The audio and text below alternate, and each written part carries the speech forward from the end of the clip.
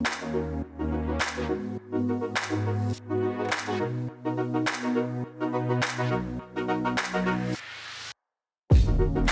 she specializes in doing race equity. Don't say I know where you're going. Don't say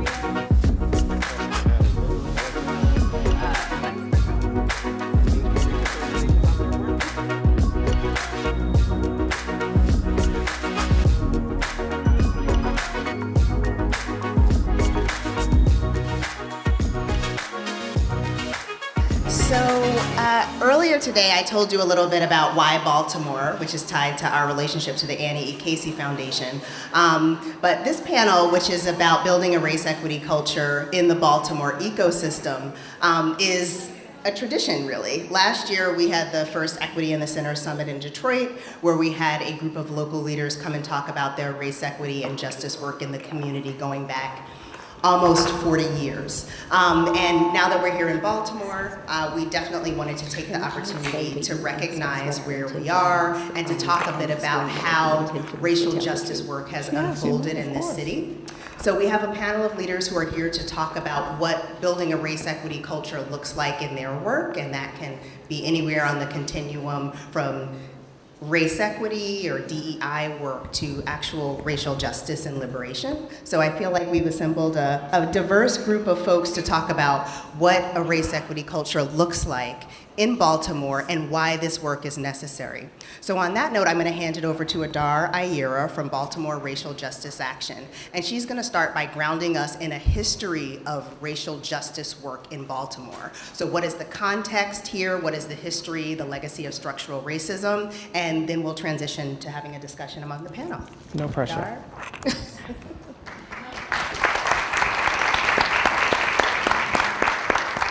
I always start by saying we'll see whether you're clapping once this is over. So for those of you who are new to Baltimore or visiting, welcome to Baltimore. From me and from our panelists, we welcome you. From those in the room from Baltimore, it is good to see your face, represent well. And thank you, Kay, and thank you, Ashley, and everyone on the team for inviting us here. Any one of my colleagues on the panel could have given this history, but I was the one who stepped back last. So here I am. So I want to start at the beginning in the 10 minutes that I have, because nationally, Baltimore is really defined in the public imagination. The public imagination from three things. And I'm going to ask you to help me with that three. When you see coverage of Baltimore, what is the first thing that is presented to you? What? Crime. Okay, let's keep this going. We can hit the trifecta.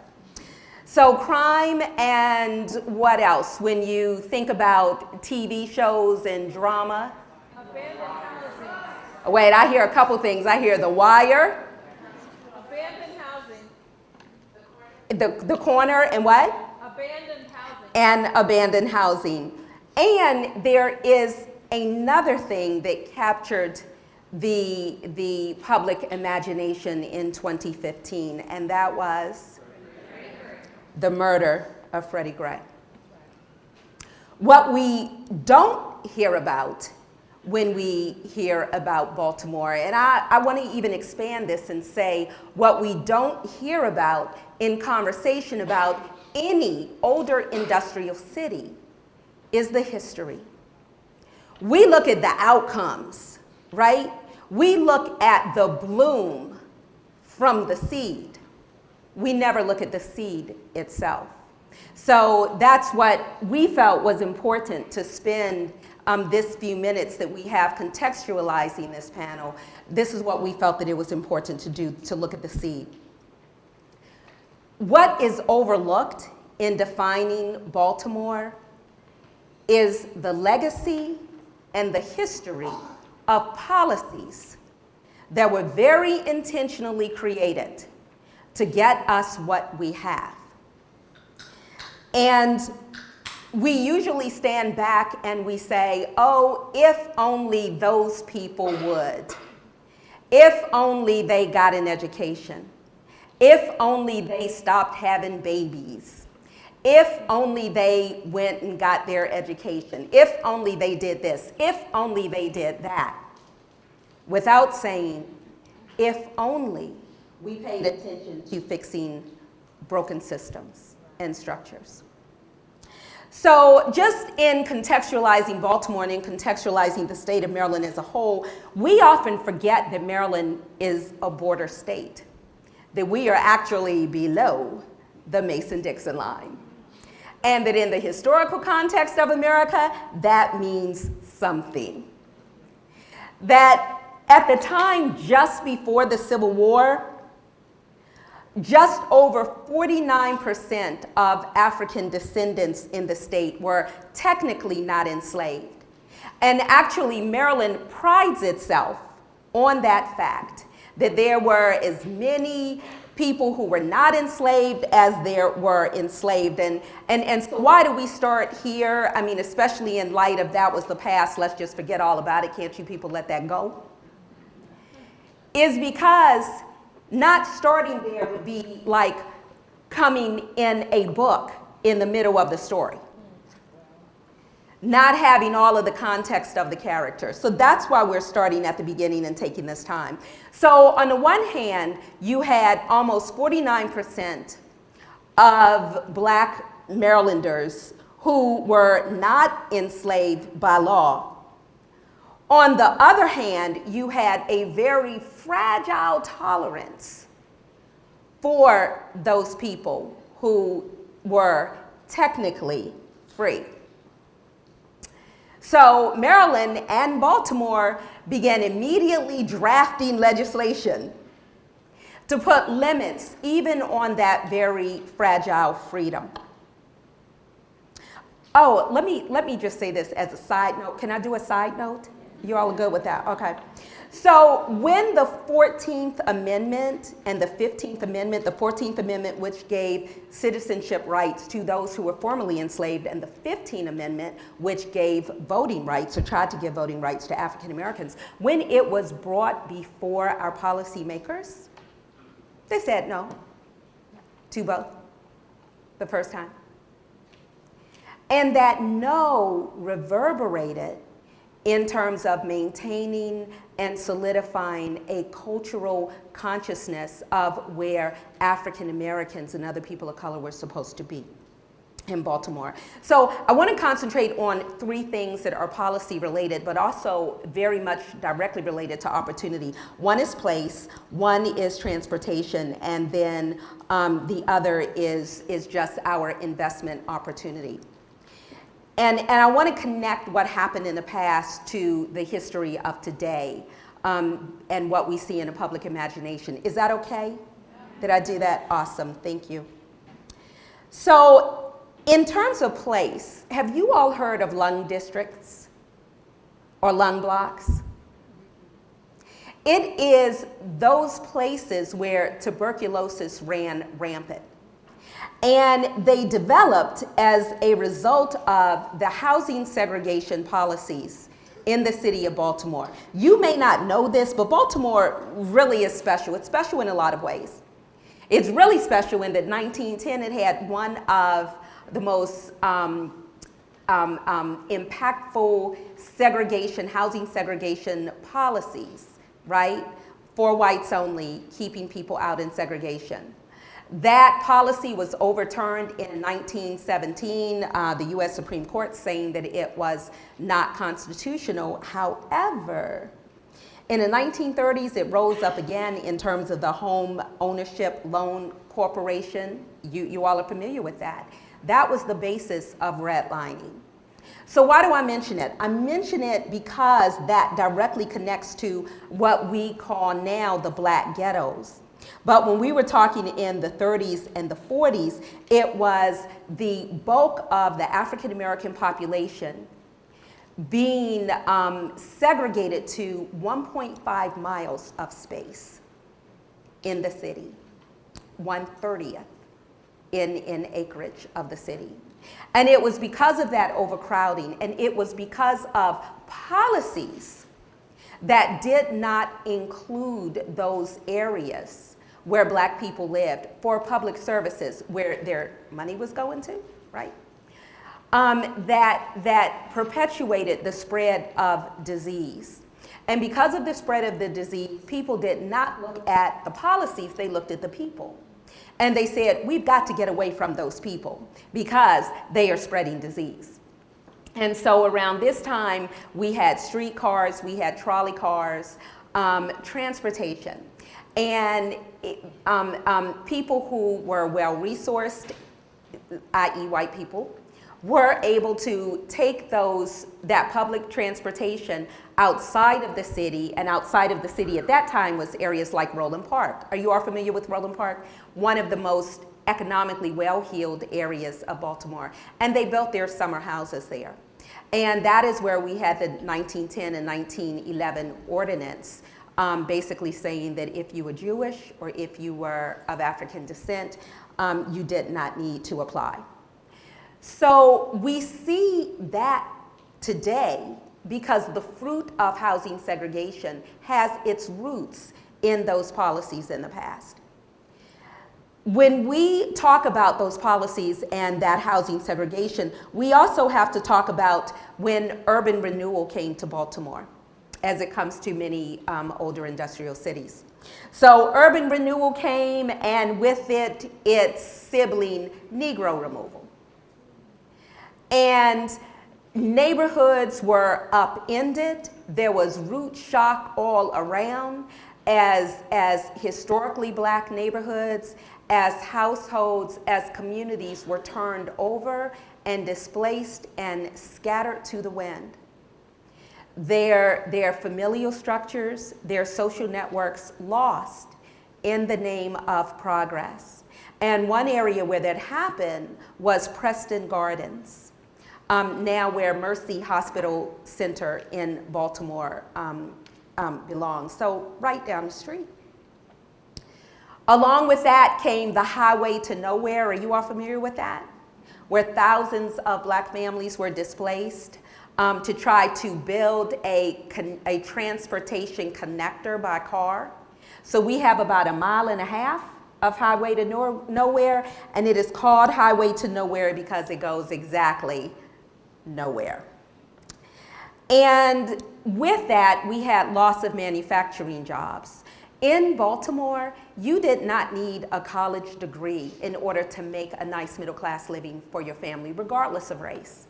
You could go to our manufacturing or other industries, blue-collar industries, and you could make a good living for your family. With loss of that industry came an exacerbation of racialized tensions, where we had those racialized tensions, we got employers moving out of the city. And with the lack of transportation, we had African American citizens, and particularly those who were not as well resourced, who did not have cars, who had no avenue to get to those jobs or those job opportunities because there was not public transportation in Baltimore because of policy decisions that connected them to those job opportunities. So I've just about run out of my time, but I want to connect this back. The lung districts that were there because of the housing segregation, because of those policies, now some of those areas are Sandtown, Winchester, or other areas in West Baltimore. Sandtown, Winchester was Freddie Gray's home. The community of Sandtown, Winchester has the least employed people in Baltimore. The community of Sandtown, Winchester fuels the prison industrial complex here. The community of Sandtown, Winchester, and other under-resourced communities in Baltimore. They are the ones that are left behind because of policy. They have the highest concentration of lead poisoning in the city, one of. That phrase, past is prologue, Well, in Baltimore, the past is not even the past. It is something that we live with every day. When we look at those areas in our city that are resourced, those areas of our city that are under-resourced, the people in our city who struggle and who have 20 years less life expectancy of a person living in Roland Park, the past is not the past.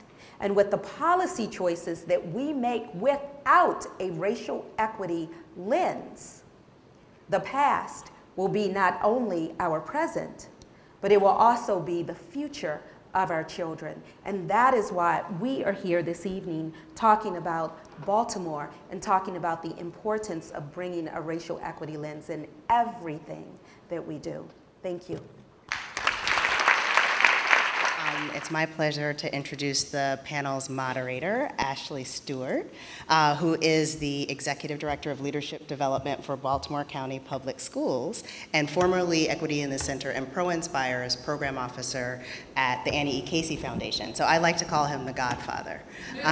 So I introduce to you Godfather Ashley Stewart, who will introduce the panel. Thanks. I don't know if I should use my mafia voice or if I should bust out in a split like James Brown, because I call the Godfather. Hi, everybody. I don't know about Godfather. Yeah, I'm Ashley Stewart. My current role is Executive Director of Talent and Organizational Development at Baltimore City Public Schools. It's an important distinction here in this part of Maryland and the country specifically because people say, oh, Baltimore schools. Baltimore City or Baltimore County? Big difference, night and day. And proud to serve there. Recently I was at, as she said, Casey Foundation, and people would say to me, oh, that's so great that you're going to the city. That's so wonderful that you're gonna go do that work. They really, really need you. And I would stop people and say, nah, I need them. I'm excited to partner with parents in a different way, at a different level of altitude. And if I go in thinking that I'm doing anybody a service, I have already done more harm than good. And thank you. And so we had Adar sort of lift off this conversation for that very reason. I've been in Baltimore for about maybe 12 years, so probably, I don't know, maybe less than half the time you've been here, more than half, for sure. And we wanted her to give that history and context. And she said, oh, anyone in this panel could have done that. No, not really justice in that way. And one thing I learned when I got here to Baltimore City specifically, I didn't wake up at Casey. I was in summer learning, doing all kinds of fun meetings, trying to get more public investment in the city. But I heard this term over and over and over again, and it was this: so happy that you're here, so happy that you're working on behalf of our kids, so happy that you're Black. Remember to do things with and not to. Remember to do things with and not for. And so I wanted to bring that into this conversation today. So the panel is going to be a little different than most panels, or panels you might have been to, where we sit up here and we talk about our work and pontificate on the big things we're doing in Baltimore, the setbacks, the challenges, the victories and the triumphs. And so I'm going to ask you to do something while the panel introduces itself. I'm going to ask you to reflect on and think about that history and context that Adar just presented for this room as fodder, as mental fodder. I want you to think about all the images that you remember in your mind about Baltimore, whether it's the Harbor or The Wire or CNN or nothing at all. Conjure that up in your mind. And I want you to think about what's the conversation you want to germinate in this room. What do you want us to serve up for conversation? How can we serve you in this moment? So they're going to introduce themselves, and then I'm going to open it up to you in the beginning and ask for a couple of questions, several questions, thousands of questions about what's on your mind given the context and given the clarion call that Brother Edgar set before us in the previous panel, right? That if it's our mission, our work this week is to build our capacity to go back and do this work and to change and disrupt systems. But I happen to believe, as a leadership development practitioner, that change starts right here. It's the unit of one, the unit of person. So think about what you need to learn and grow in this conversation and offer a question. I ask for a question. Please do not offer a soliloquy. Please do not offer a thesis. Please offer a question, something you're curious about, something you want to learn. I asked the group earlier, what's your intention? I will tell you my intention in moderating this panel. One, I gotta hold the time, otherwise everybody in the room will be mad with me, right? So we gotta hold the time. But my real intention is that these folks have the conversations that you need to hear, and that you engage in the conversation in a way that's authentic for wherever you are in your journey, and that they're truthful and honest. And that you will be the same in your questions, whether spoken to the group or when you walk out of this room and they just reside between the space between your two ears. That you're honest with yourself about what will it take to push, to disrupt back home. We're gonna hear from this panel about what they're doing currently to do that, and so I'm gonna turn to them now.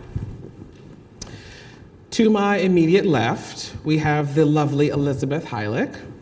Elizabeth works for an organization called, we call it ABAG. Horrible name, ABAG.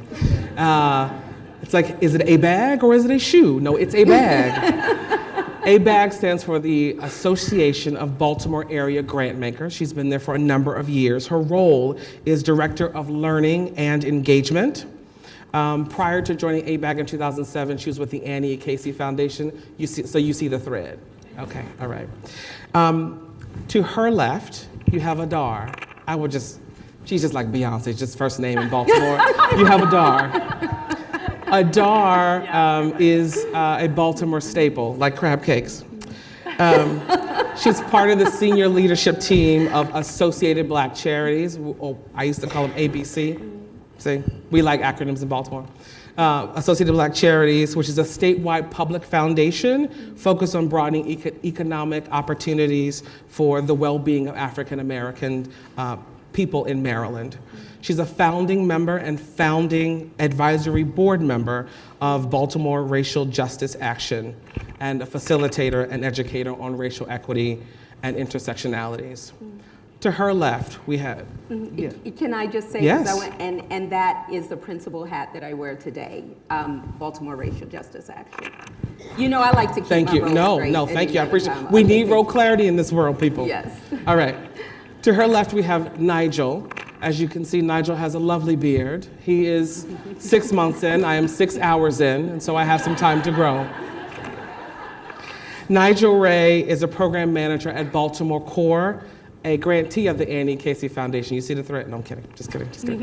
Nigel is a program manager at the Baltimore Core, where he's focusing on building impactful leadership development and programming to drive the fellowship experience, to drive talent in this city in a way that's needed and vital, and trying to empower not only that talent, that new, fresh, young, upstart talent, integrating into organizations, public agencies, nonprofits here in the city to build a much more equitable and just society here in the city. So you heard a little about them. I'm going to give them each literally 2 minutes to tell you what their intention is in this conversation.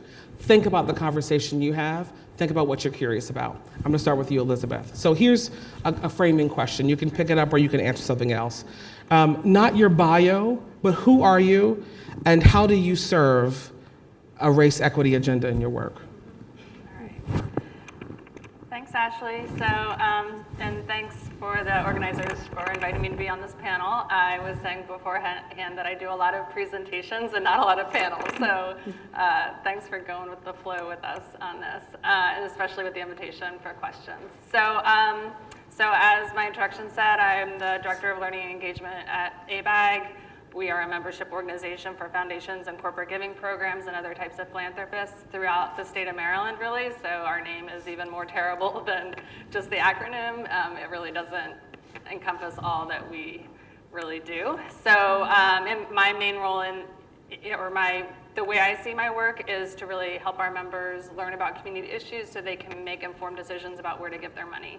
And throughout my 11 years there, and even before my time at Casey, it was very much about what's really going to make a difference in creating community change. And it became evident years ago, and I'm helping our members realize, actually, I'm just part of the journey of them realizing that without focusing on racial equity, that real impactful change is not going to happen, whatever their mission is for their organization. So let's see, what else was the framing question? Oh, my intention for this panel. So my intention is to share a little bit about our work and also highlight the work of our member organizations, because there really is a ton going on, and it's very exciting, but it's also quite challenging, and I'd love to be in conversation with other people who are kind of, in this path as well, especially around organizational change. So from the very beginning, when ABAG started this work, we realized that we could not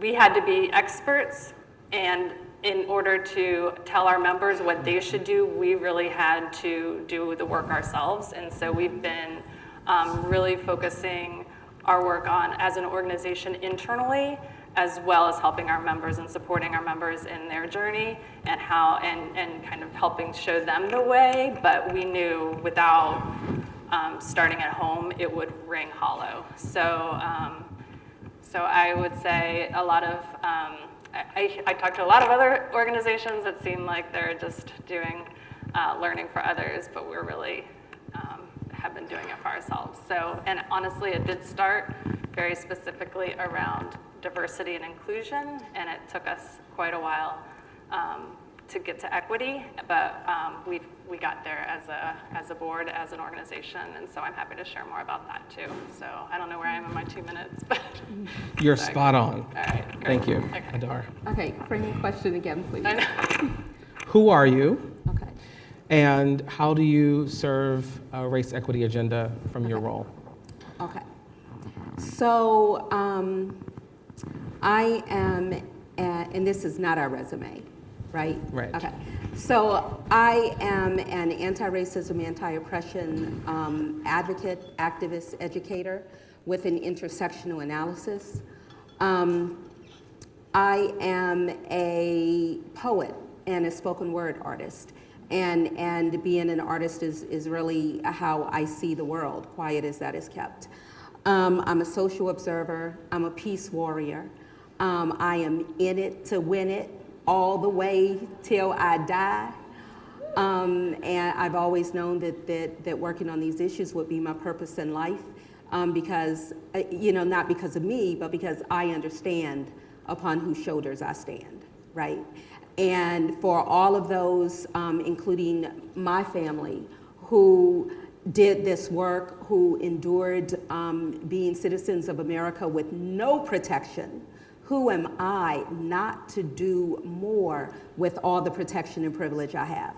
So that's how I do the work. There is no ego involved here. There is only a lust for transformational change and justice in this society. And even more so than anything, I believe, I am the auntie of a 7-year-old girl who is the light of my life, who I would move heaven and earth for. And that makes my mission in this even more urgent for me, because what I hope to will to her, to breathe into her, to give to her, to bequeath her, is a resilience and a warrior spirit. If I do those things, and a love for justice, then I will feel like I have done my due diligence as an auntie. Her name, which I always lift up, is Keela Adar Demetria. However, this past Saturday, she informed me that she will now be known as Rainbow Unicorn. So, not rainbow by itself, not unicorn by itself, but Rainbow Unicorn. Don't get it twisted. And it is because of Rainbow Unicorn that my passion for this work has increased. Thank you. Hello. Hello, I'm Nigel. I'm actually a transplant from Brooklyn, New York, and I've been in Baltimore. All right, I feel a lot more comfortable now. Yeah. I've actually been in Baltimore for 8 years, but for an early part of those years, I didn't have a community. I was kind of like isolated by myself. I had a lived experience of what it meant to be black in America, but I didn't have like a theoretical analyst or like mind frame to like to back up my valid points of my lived experience. And I wanted to find a group of like-minded people that I could learn from, a group of like-minded people that I could work with towards like a race and equity agenda. And that's what I do at Baltimore Core as a program manager. I work with smart, passionate people. Oh, thank you. I work with smart, passionate people who are dedicated to the city of Baltimore. They're not just here for 1 year to put it on their resume and leave. They want to build roots here and build a life here, and that inspires me. And that's the community I want to be a part of in the next 5, 10, 20, 40 years. So that's what I do, and that's how I show up to this work. Would you give them a hand with me, please?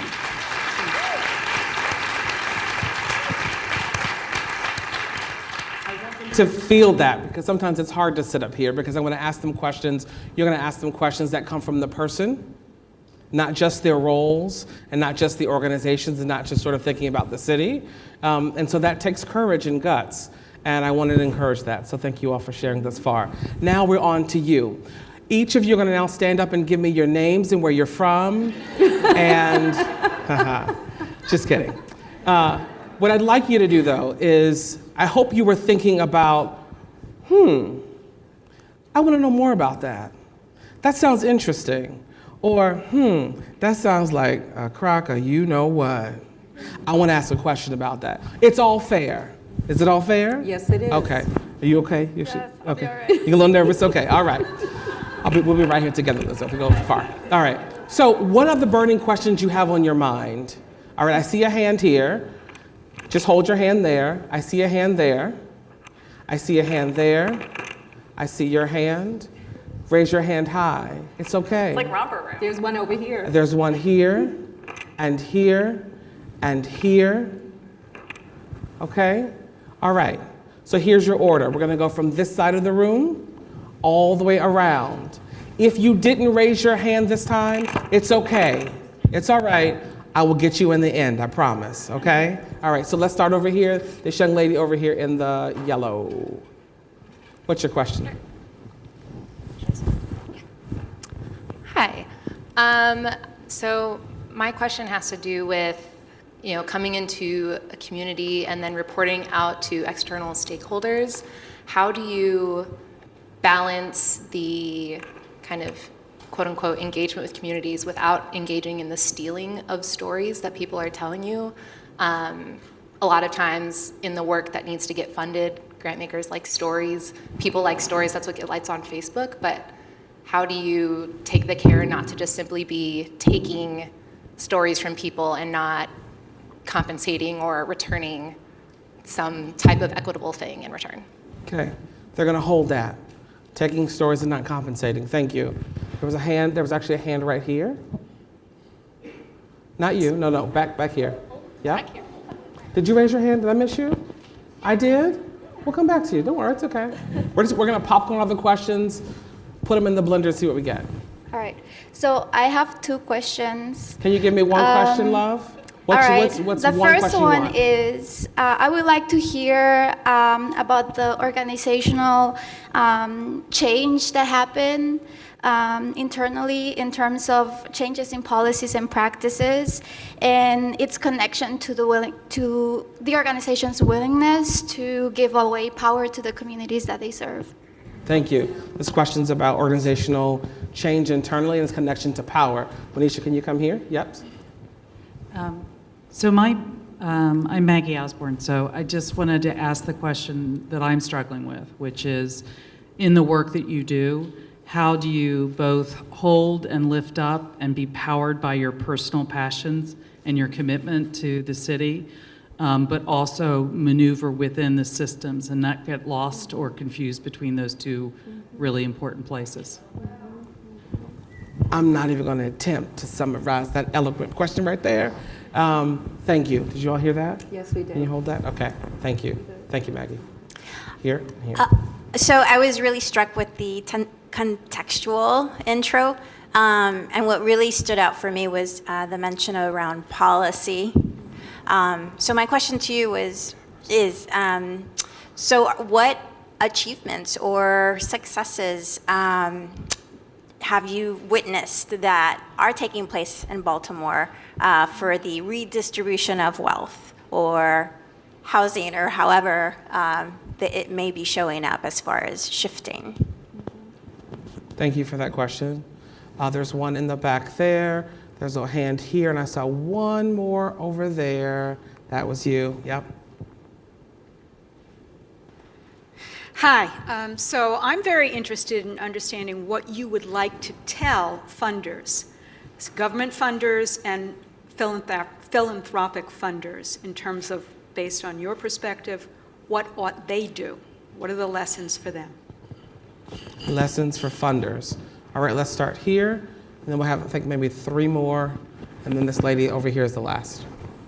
Yes. Hello, I just wanted to ask a question. Probably this is for Nigel. I took a couple of Lyft rides today, and one of the last gentlemen was an older gentleman and said that if he was 20 years old and lived in Baltimore, he would get out because there isn't many opportunities here. What opportunities is Baltimore building for young people? This older gentleman said he would leave if he was young and in this city. Thank you. What opportunities are we building for young people in the city? Yes. Hi, I'm interested in hearing from all of you how you healed collectively and individually from the trauma that you went through, kind of working through this within your organizations and with your partners. Just questions about how you healed collectively and individually from the trauma you went through and from this work in your organizations. There was another hand. You the last one here? Oh, are you standing up? So Michaela, and then here. Hello. I'm interested to hear from you who you think is not in the room today. So one of the things we know when we have these conversations is who chooses to come, who can pay to come, who's part of these sort of institutional. So I think about a particularly kind of institutional and movement line. So in Baltimore, when you think about who's not here and the implications of that for us, and who might be here if you couldn't have anyone in this room, who else would need to be here to have this conversation with us? And do you mean in this room or up here? Or no, both? I mean in this room. I mean in this room. Yeah, Okay. but it's almost like metaphor, right, for like in these conversations, but in this room today as we think about our work and how else we need to think about that more broadly. Thank you.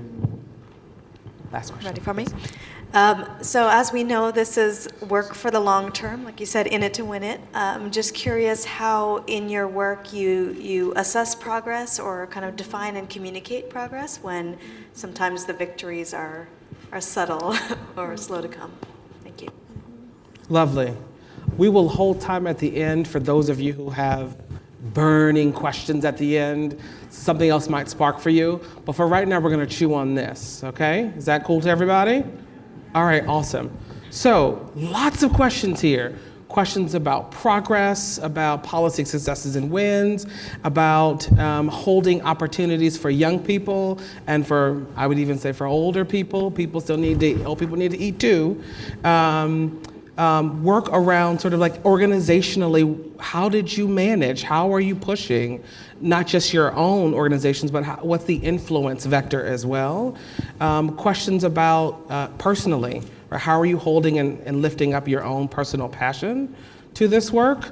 And then through the slog of it, Like, how do you continue day to day? We know you got Rainbow Unicorn, Yes, I do. looking forward to, right? And so what are those other things for folks on the panel that allow them to sort of hold on to personal power, personal passion to drive through it, and recognizing that there's also some scathing, some skinning of the knees in this work sometime, right? And so what does that healing look for you as an organization? What does it look for you, like you as an individual?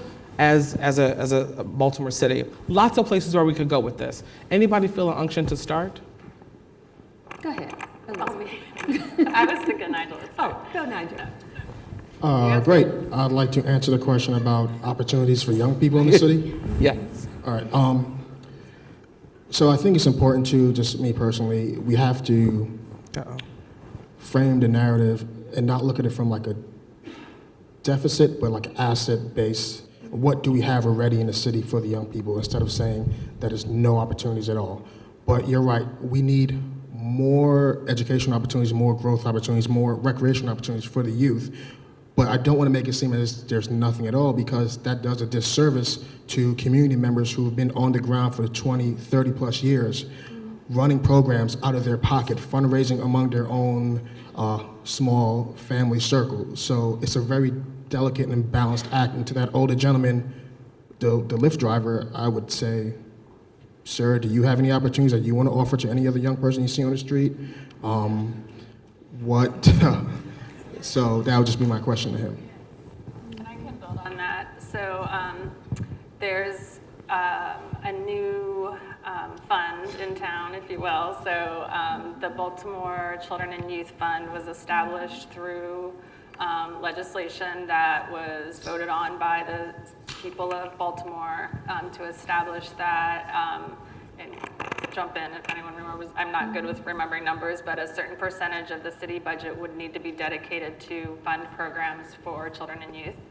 And from the outset, a task force was established that that really laid out the parameters, or kind of the broad framework for that fund, and they said that they really wanted it to be not business as usual, and really be a kind of inspiration to other grant makers, and that they would really be doing their work differently. And I think that has played out. So Associated Black Charities is the fiscal agent for that fund. So Adarsh could probably say all of this that I'm saying right now, and more. But basically, the process for the first round of funding that has just very recently gone out, I think funds were announced a month ago, right? Yeah, less than that maybe.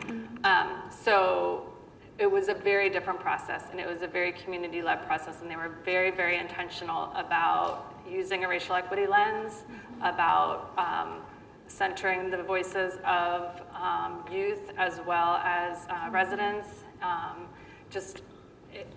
It was quite impressive. and I think there is a lot of lessons to learn, because it was also a very accelerated, tense process. So that is just one example of I'm going to ask you to dig about what a racial equity lens, what that means in this context, as people are searching for tangibility. Yes. Because I was part of that. Yeah.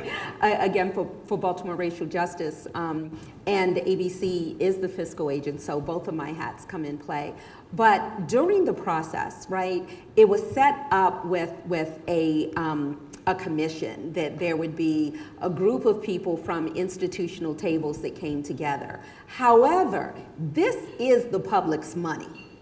And so part of using a racial equity lens was ensuring that the public was at the table, not because they were invited, but because they needed to be there. This is their money that we are talking about. And while the process allowed for questions to be asked of the commissioners there, the institutional partners, community was also led in that same process. We were all in a room together. And one thing that is really exciting about Baltimore is the level of action here in this city, right? Baltimore is scrappy. What is it? The watch, it takes a licking and keeps on ticking? Okay, that could be Baltimore's logo, right? It could be its tagline. So the community residents in Baltimore were as much a part of that process as any institution, and as Elizabeth said, drove the process. There were young people at the table. So the decisions were not made by institutional representatives. The decisions were made with community in the room too. When the grants were reviewed, it was a whole process with community members reviewing the grants too and making their recommendations. So part of a racial equity lens is not to have people who usually are not at the table in for dessert. It is to have them help make the meal and decide what ingredients go in it and decide the guest list and decide how the table is going to be set. It is having people there from the ground floor, not when all of the decisions are made and basically what you want someone to do is sign off. And this is truth telling, right? Yes. So as blunt as I can make it, it's the difference between pimping and partnering.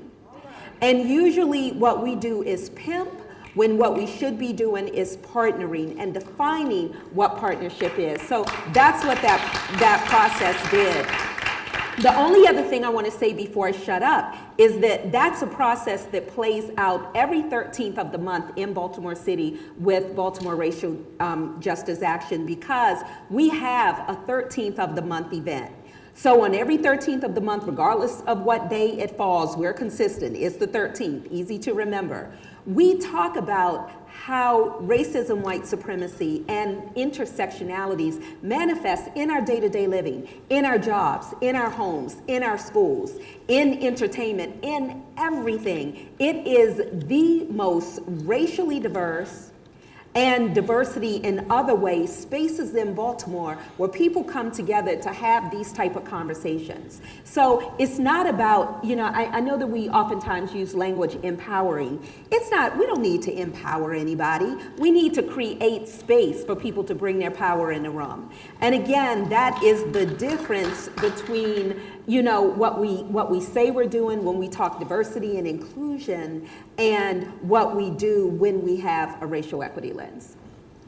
So to pull this thread a little bit, you're saying that everyone should be at the table, well, they should be in the kitchen, right? Figuring out what's going in the pot, what's being served, who's invited, that kind of thing. What happens when the decision maker in the room says, but I've got the money, and this is what I want to do with it? And that is where the work that we do, and this is a collective we in the room, right? This is where our work becomes important and our looking at things with a racial equity lens. Because if we're sitting in the room, at the very least, we should be asking questions. Why are we making those decisions? And I say asking questions because, I'm assuming that you, like me, have bills to pay. And if we all need a job, sometimes it's best not to make those declarative statements that can get us shown the door, right? But we all have agency, regardless of what institutional position that we hold, to bring a racial equity lens in the room and to ask questions of those who have decision-making authority, to challenge why decisions are being made the way that they are. You were wanting to get in this conversation about sort of sharing power and sort of thinking about your members as folks who are wealthy donors in the city, right? Like, how is this kind of conversation that Dar is inviting through her circles, how is that also showing up, or is it showing up in the circles in which you're primarily focused on? Yeah, so there's definitely a range, right? Like, not everyone is awake to woke, right? Like, and some are working, right? But there is definitely a range amongst our members. I would say in terms of sharing power specifically, that is probably still a challenge for a lot of our members. They are really wanting to do right and still trying to figure out what that looks like within their own organizations. I guess I'm thinking of lots of examples of things that are going on, and I'm trying to think of a shared power example. So I do, yeah, so actually, I'm sorry that I don't want to misspeak about this for any of the Annie Casey folks in the room, but they did they have a relatively new grant process that they actually gave the money to a separate organization to serve as the fiscal agent, and then that organization is running a community-led process to make those grant decisions. And I don't know that much about it, but I think that is one example, is that they just, like, they made the lump sum grant to do the small grant process. And I'm sure there are others that will come to me at some point. Nigel, from your point of view, tell the room about how you're working with this millennial talent, some from Baltimore, some not from Baltimore, and they're here and they're ready to go. I've met the first 4 cohorts, and they are, you talking about energy in the room, and I've got toddlers, right? They're ready to go, right? And they walk into these organizations, and it's like stodginess, right? It's like, wait, this is 2018. Why are we doing this at City Hall? Why are we doing this at, United Way, wherever those places? I'm not picking on City Hall, United Way. They're wonderful partners. But talk to us about, like, power sharing in that dynamic. Power sharing when you've got this young, fresh talent, or you got new talent, maybe not young or fresh, but you have new talent, and they're entering this space and trying to figure out how to push a race equity lens when they feel like they may not have a lot of power, authority, et cetera. So, truth be told, as a program manager, I deal with case management for the fellows, so they can vent to me anytime, right? And I hear this conversation the first 2 months of them going in fired up, trying to, like, talk directly to the ED or the CEO and say, you've been doing things wrong for the past 20 years. And, of course, it doesn't go over well, but what I try to tell them that's reassuring that is our long game that Baltimore Core is playing is we're gonna send backup. We're sending backup soon. That's the plan. We want you to keep finding your allies within the organization. We want you to find the person who has the most sway, Mr. Johnson, Mrs. Johnson, who's been there for 20 years, who, you know what, does want a race and equity agenda, but she just didn't know how to articulate it. Or maybe she just needed backup. We want you to find your allies already in the organization and build your network within the organization to push for what you want. And more backup will come, because that's the only way that these institutions are going to change. They're not going to change overnight, to be honest, with one fellow or even like one dynamic VCL.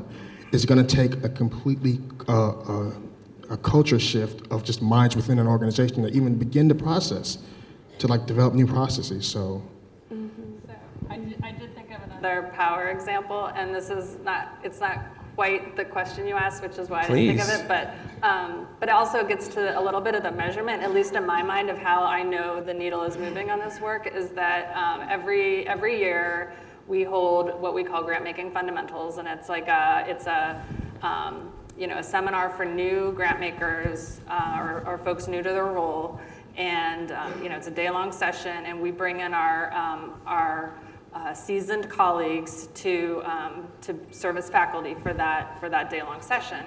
And this past year, I was prepping each, and we have like a set curriculum, but we let our speakers, riff and say what they really need to say about their specific topic.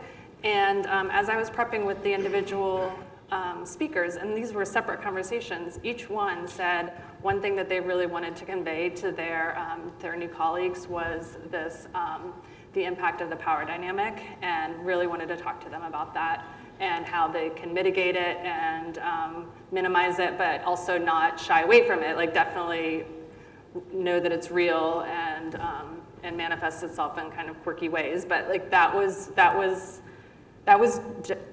of new and different for me. Like I hadn't, in my years of doing this work, like that this year was the first time it was like every single one was like, oh, we need to talk about this.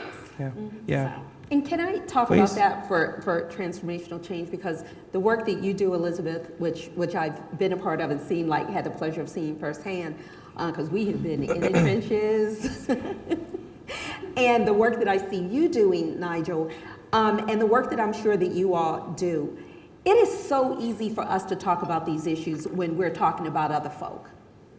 When we're talking about somebody else's organization and what they should be doing, right? The external conversation we can always intellectualize. And we can find some ways in which people can be better. But when it comes to the internal conversations that we should be having within our own organizations, that is when the issues get personal. And those are the conversations that we want to shy away from. It takes a lot to have these conversations, period, but it is much less stressful when you're pointing the finger at someone else. More stressful when you're pointing the finger back internally. And what I've seen both your organizations do, what BRJA continues to do, what ABC does, we look at ourselves in these conversations, and we have to hold ourselves accountable. And accountability is also a power dynamic. Because when you have accountability, you're going to have change, or you're going to be called out for not having change. If we cannot hold ourselves accountable in our own organizations for what we do, then we have no business telling anybody else how they need to change, because we are not practicing what we're preaching. So let's get specific and a little bit more granular on that question, right? What does it take for each of you, right, to actually push conversation when you feel your heart start racing or your hands getting sweaty, right? Because that thing that you feel like you need to say, that conversation you need to push, like what does it take for you to do that? And like you can talk about sort of the good about it, you can talk about like when you actually fail at it and you don't do a good job, or you don't, or you chicken out. Like what does it take for you personally? Nigel, hit it. For me personally, so our organization is 5 years old, so we're constantly going through change. And there was a moment where our cohort didn't really reflect the diversity of the city. And that's a major issue, especially in the city of Baltimore. So our organization had to think and reflect, all right, what are we doing wrong? What can we be doing better? All right, so when I want to have a conversation about change, one, it's a leap of faith, I'm not gonna lie, because like you said earlier, we all need a paycheck, and sometimes it's easier just to be quiet, but I believe in the mission of what we do, and I believe I'm in the right place. I'm gonna constantly try to test that. So I'm gonna see if we live up to our values. So I take a leap of faith, I talk to leadership, and I say, well, you had the courage this one instance to kind of change and look how that worked out for the better. Just give me a couple of months and some time, let's take a new direction. It works sometimes, but when it doesn't work, that's when I go back to my community outside of my organization, and I regroup and I strategize and we brainstorm with other ways to approach it. Elizabeth, what about you?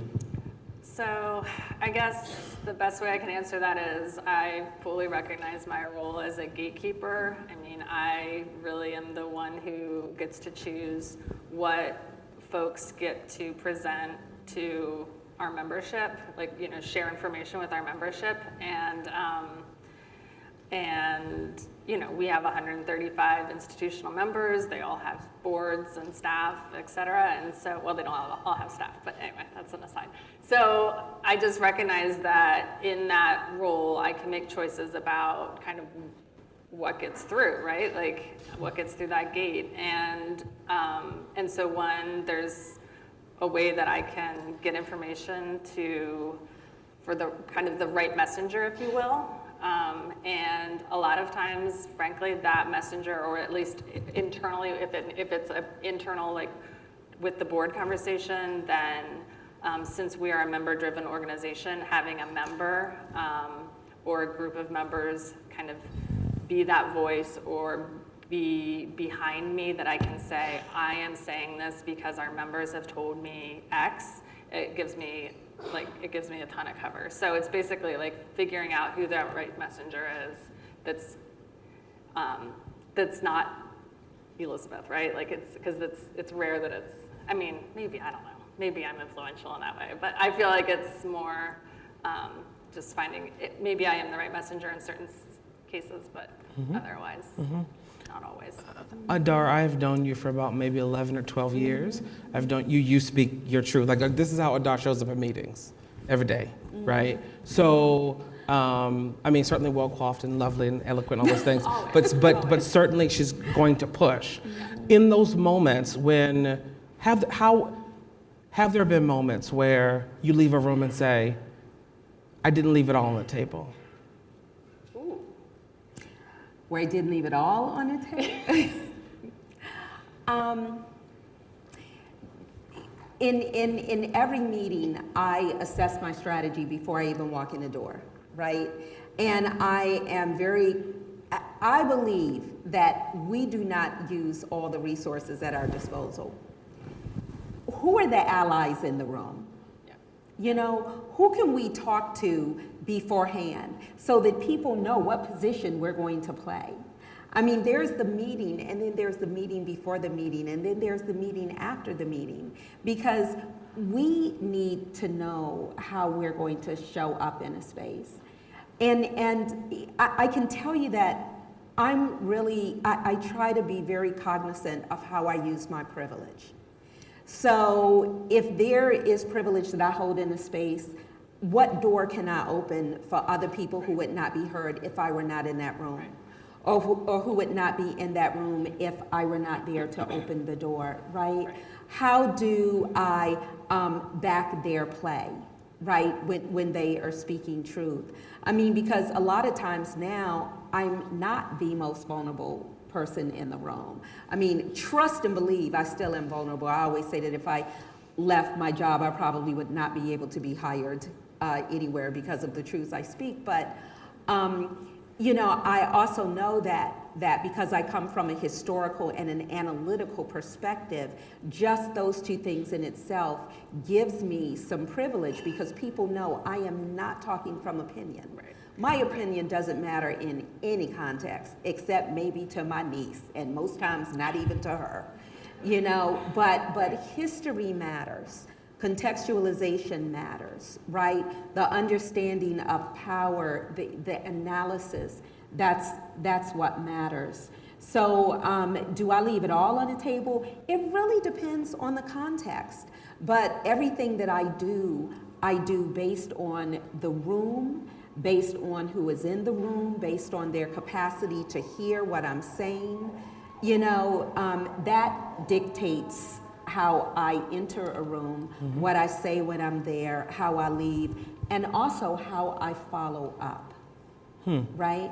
And one of the most transformational things that certainly at BRJA that we found is when you walk into an organization that is deathly afraid of these conversations, you give them vocabulary, right?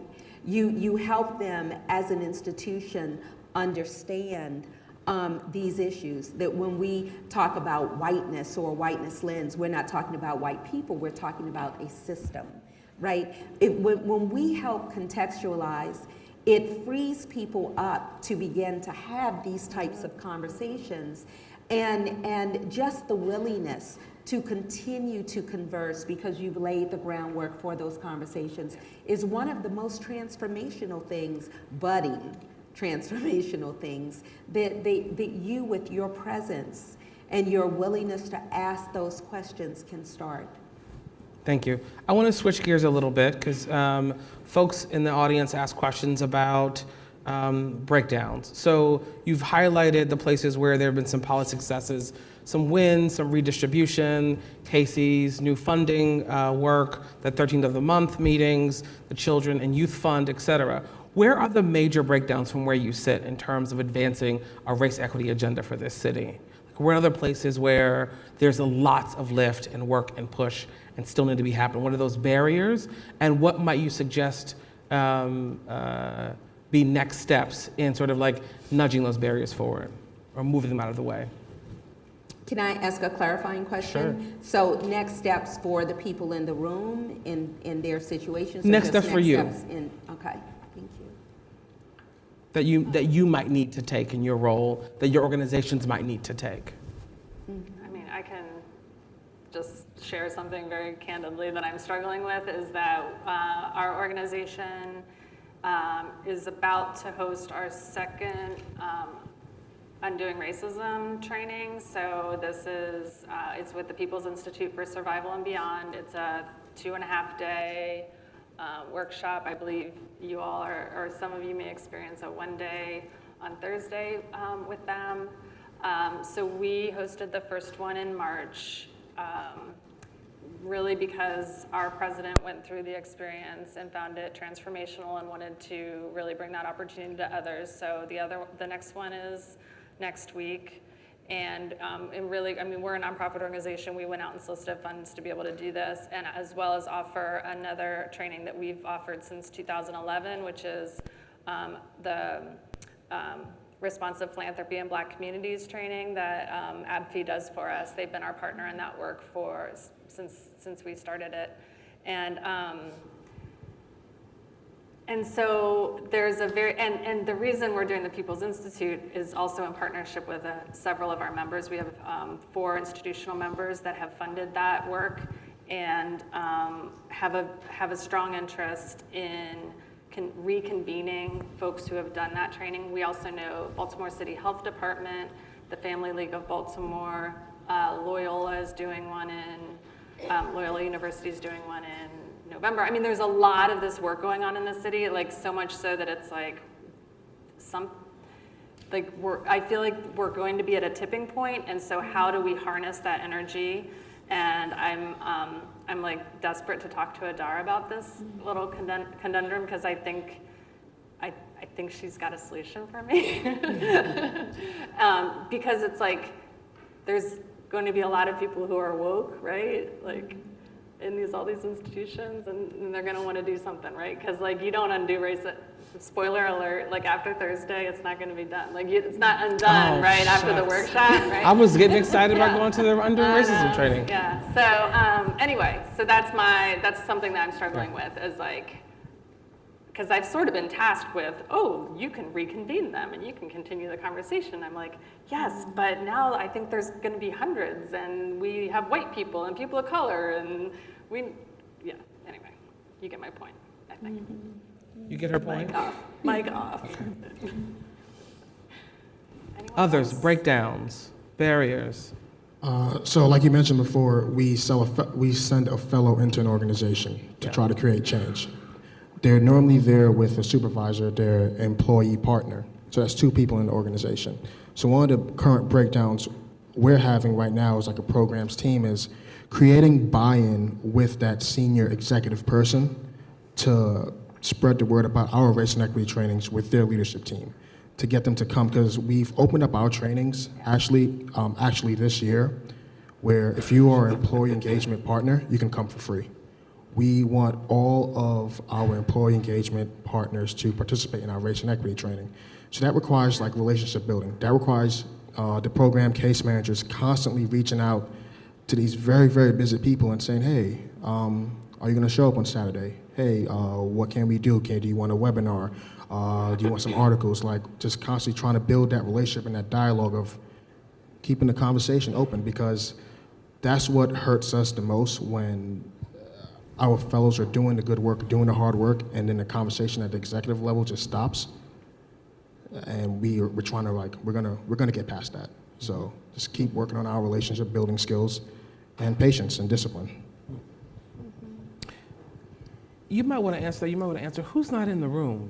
Oh yeah, there was that who's not in the room question. Who's not in the room? Who's not in the conversation? So that is a difficult question to answer from a BRJA context, because the table that we set is one of the most diverse. And when I say diverse, I don't mean just in terms of race. I mean in terms of trans, in terms of sexual orientation. I mean, in terms of the different levels of historically marginalized diversity. BRJA is it consistently. And we strive to continue to diversify even further, because we do believe that everybody should be at the table, right? Because we do need a common language. We do need a common analysis. One thing that I can see, not so much who's not in the room, but I want to talk, can I talk about how we work? Because this is something that I see happening all the time, that people get like halfway woke, And I mean, it's like the difference between. Do they wake up and go back to sleep? Wait, wait, but let me use this. It is the difference between you take a biology class and then you want to practice brain surgery. And that is what we do. So we take a session or we take 2 sessions. We don't even know what analysis somebody is coming from, but we woke. And then we want to get out and do something. And that something is usually an outward focused task, which makes us feel good and meets our ego need in the space and speaks to our being woke, performative wokeness. But it really doesn't do anything to keep the conversation going or to deepen our own analysis and understanding of the issues. Nobody, well, I won't say nobody because I really want to be hopeful, but a lot of people don't want to do that work because that involves your having to look in the mirror and see how you're complicit. For not only for yourselves personally, but in your organizations. It involves our having to examine whether our complicity is built based on our survival in a hostile white supremacist patriarchal world, or whether we are complicit because we have found a piece of the system that works for us. And that's the part of it that we want to retain. So the deep part of people looking at themselves and understanding that that is the basis for everything else that we do, that's not the journey that people want to take. And so in that way, it doesn't matter who is or who isn't at the table if the people at the table are more interested in the performative than in the deeper work that will create transformative change. And while I'm on that note, just if I can just say 2 more things very quickly. Please. When we talk about philanthropy, and Associated Black Charities is a philanthropist, so I'm holding up the mirror. When we talk about philanthropy, we do 2 things. We really talk about philanthropy from a whiteness lens perspective. We're not talking about Susu. We're not talking about all those other types of philanthropy that emanate from tribal communities, from Latinx communities, from Asian American communities, from African descendant communities. We just narrow what philanthropy is to the point that if we're not even acknowledging that, how can we even have a conversation about equity? Because we're still stuck in where we are, which is a whiteness point of view. So that is work that we can continue to do, on ourselves and with ourselves. So let me stop there because I completely lost my other point. That's okay. That's all right. I'm going to ask you all. I'm going to ask you all like, sort of what other burning questions you might have. So get those ready. But like to this last point, like what does it take for each of you, right, and your person in the frame in which you sit, and in the roles you occupy in your organizations with its own hierarchy and structure of power and all that good stuff, right? What does it take for you to push yourself on that journey? Because you could be at a place where you're on a panel, right? That's like, we have arrived, we're on a panel, right? And we're talking about race equity in Baltimore, in the Lord Baltimore, right? Big deal, what we do. But if you could get to a place in your career, you get to a place in your wokeness where it could be performative. Like we are not immune to that. You are not immune to that. So what are the things and ways that you need or can push yourself and recognize that you can help push others? So this is a personal question. I'm gonna give you a minute to think about it. I didn't prep them for that, so I'm gonna let them think about that. While they're thinking about that, are there other burning questions in the room? There's a hand, stand up for me, you. Yes, ma'am. One more, going once, going twice. Okay, so you'll have the next question once they dig into this one. Ladies and gentlemen. You want to go? I want you to be honest. Okay, I'll go. That's an easy one for me, Okay. right? Because one is that my Sundays, I shut down. I have been, I practice a grand silence every Sunday. I've been doing that for about 20 years. So Sundays are between me, myself, and I. My looking to see how I showed up in that prior week, how I showed out that prior week, and with whom I need to make repair. And then it gives me an opportunity to recharge and refresh and to be able to handle my business. And so that is very helpful. In terms of this work, there is so much work to do. There has never been a minute where I have ever felt that there wasn't something for me to learn, that I have conquered all of the implicit biases and the internalized oppression that I hold by being a member of this society. It is something that I work on each and every day. And the last thing is that I have a community to whom I am accountable. Almost every place I go, including in this room, there are people who will pull me up and say, oh, you said that, you didn't say this. I mean, there is always a community around me. So understanding that this isn't about me, this isn't about my ego, this isn't about my work, this is about us as a collective and about us moving forward, and that in the position, whatever position in which I sit, I am here representing. I'm not here because I'm anything special. I'm here because I'm representing people. And so that is a responsibility, it is a privilege, it is a charge, and it is one that even all these years later, I take very, very seriously because I feel honored to represent. Again, I understand those upon whose shoulders I stand, and I'm trying to do them proud. So this isn't about me, this is about everybody else. There's a way you're holding accountability to others and the people? It is my accountability to Yes. them, and it is their accountability to me, and it is our having made the commitment to grow together in this work that we do and to continue to go deeper. Did y'all catch that she does a grand silence on Sundays with me, myself, and I? Didn't I tell you she was Beyonce? I tell you? Right? Okay. Elizabeth, you. So let's see. So the reason that, I don't even remember what the framing question was, but I will say that, I know that I sit in a place of privilege, obviously in the philanthropic community, and that there is a need for people who look like me to say certain things and to be aware of the burden that that white people have put on communities of color for years and years, for decades. So I cannot shy away from that responsibility. It is just ingrained in me now, and I feel like I have to give a shout out to all.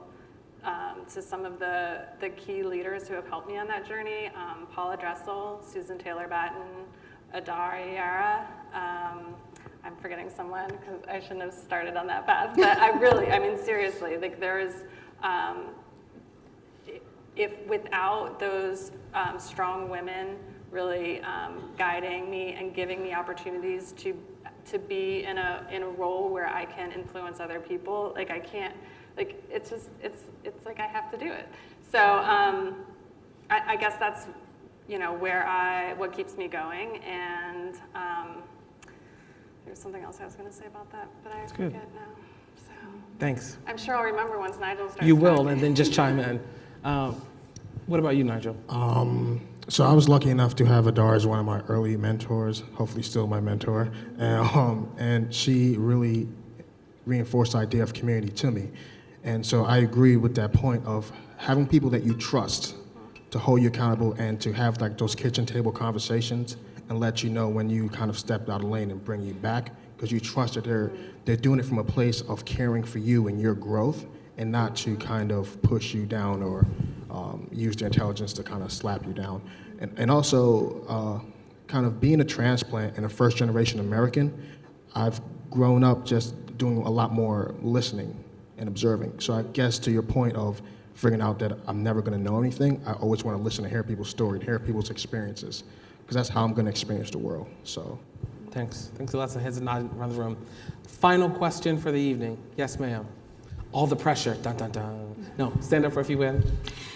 what are the characteristics of transformational race equity practice? So if we're not doing just performance, what does that look like? Characteristics of transformational race equity practice. So are you asking what does that look like in a foundation, or what does that look like, period? Well, we've been talking person, role, broader system, so whichever spaces you'd like to answer for. Okay. I mean, I have a quick answer, and I think it is quick, but for me, a lot of it is hardwiring into our organization, kind of our values and our the practices that, like, you know, a couple of us do on the regular, or that we talk about, but really integrating those into our organizational documents, like literally put it on paper and get it blessed by the board that this is how we do our work and this is what's important to us. And it's, I mean, it's a very, in a way, a very mundane thing. Like I'm a pretty practical pig, like, and so, you know, having the vendor diversity policy and having it in our job descriptions that we value equity, or that is a requirement of the job, is that you value and will continue to learn about racial equity. Like those very kind of basic things, but that when, you know, I'm gone, when Celeste, my boss, is gone, like anybody coming into that organization knows what's important to us. It's not gonna go with the turn of the tide. So that's just I mean, again, is it measurable? Maybe, like, I don't, but it's important to our organization, and I think to the work. So I want to piggyback on what you said, because Elizabeth, who I've known for a long time, she is a very practical person. And she goes about the work in this like really quiet, stealth way. So embedding it really in the organization, right? The importance of that, and getting that through and getting that work done. That's one person who was doing that. I mean, who really was like pushing it forward in her position of privilege. That is part of what it looks like. You know, her organization may not ever give her credit for it. The Baltimore community may not ever give her credit for it, but that is the work that so many people do in so many different ways every single day, and that is how we must work. Another component of transformation, of really living a transformational racial equity lens, particularly in funding institutions, and I will make this like one short sentence, please stop giving transactional dollars for transformational change. If we are serious about it, we have to really be serious about it. And I've got to lift up Annie E. Casey as an example of that, right? It is the difference between doing for or saying, here, take this pot and I don't want to see you next year.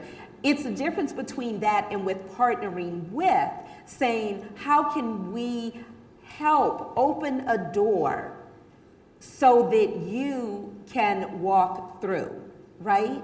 And that is what is missing lots of times. It is that acknowledgement that each of us has a role to play, like spokes on the wheel. No one is greater, no one is lesser, but our function is different.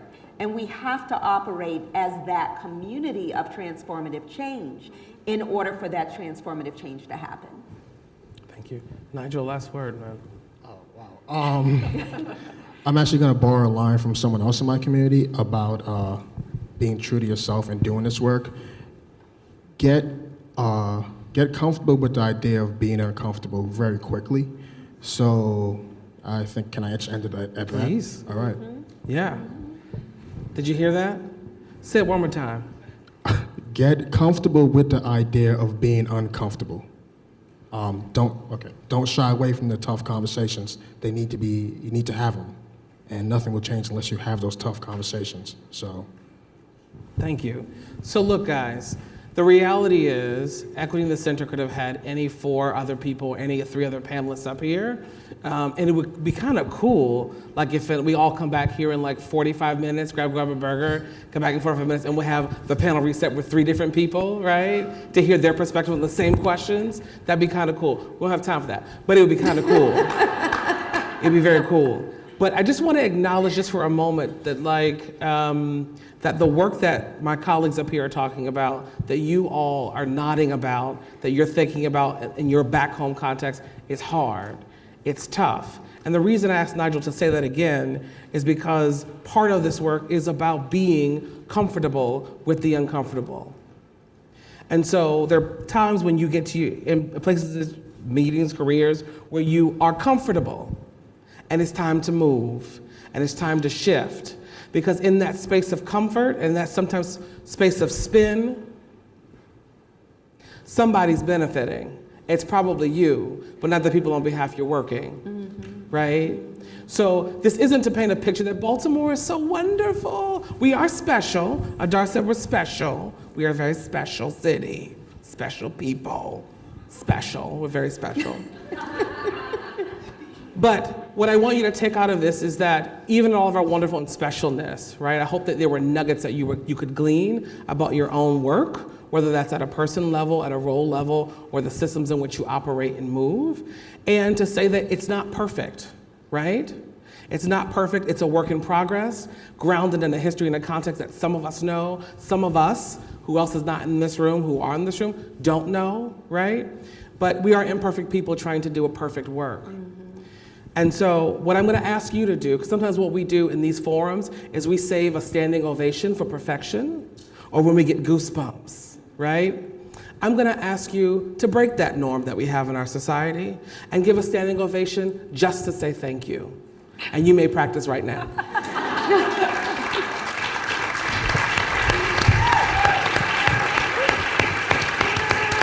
Thank you. Don.